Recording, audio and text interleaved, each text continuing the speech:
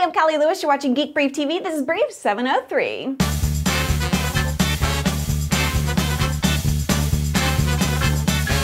We had suspicions that Google would be advertising during yesterday's Super Bowl, and in the third quarter, they did. Google hasn't focused a lot on TV advertising, so it was surprising that they came out during the Super Bowl.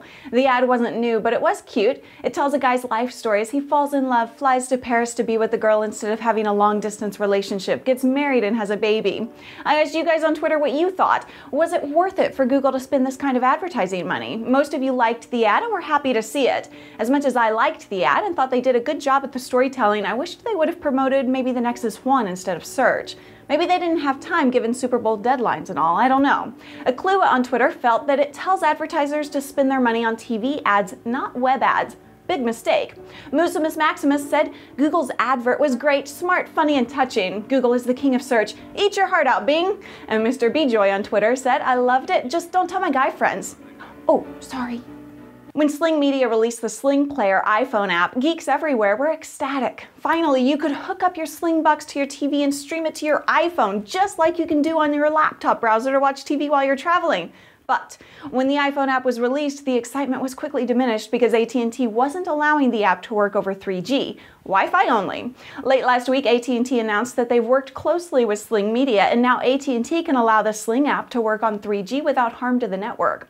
Later, we found out that AT&T didn't really work closely with Sling to get this working for their customers, but instead, Sling released a few normal updates, and magically, AT&T is now allowing customers to use the app over 3G. Regardless of how it happened, I'm just glad it did. Also late last week, the Nexus One was updated to include Google Goggles, which is a visual search app. While you're out and about, you take a picture of a landmark, restaurant, whatever, and Google Goggles will give you more information than you ever wanted to know about that location. The Nexus One update also included a night mode in Google Maps and some 3G improvements, but it's not all of that that's exciting. Multi-touch is now enabled in the browser, the gallery, and Maps. Woohoo! Google says the reason they finally included multi-touch is because of more capable hardware, namely more horsepower and bigger displays, as well as the many requests from Android users.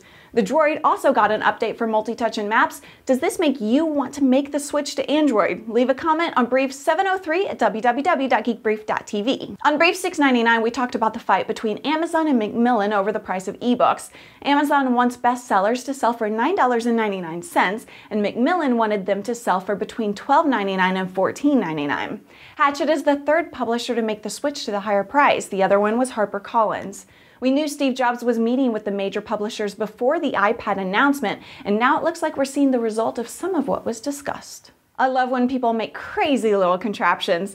Dave Britt and Justin Guerres made a robotic Twitter-powered popcorn machine. Anytime you tweet about popcorn, you make it possible for Dave and Justin to enjoy a little popcorn because the machine watches for the word popcorn on Twitter, and when it finds it, it starts popping.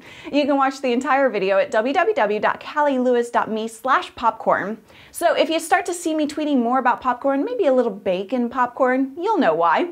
You can follow me on Twitter at twitter.com/Callie Lewis, and you can join the Facebook fan site at facebook.com/Callie Lewis fans. Brief 703 was brought to you by Squarespace. Jack Irby used my coupon code GEEK at squarespace.com to build himself a great looking website, wiredtowine.com. When you do it too, you can save yourself 12%, and when you do, be sure to let me know about it. Thanks so much for watching. I'm Callie Lewis. Bye!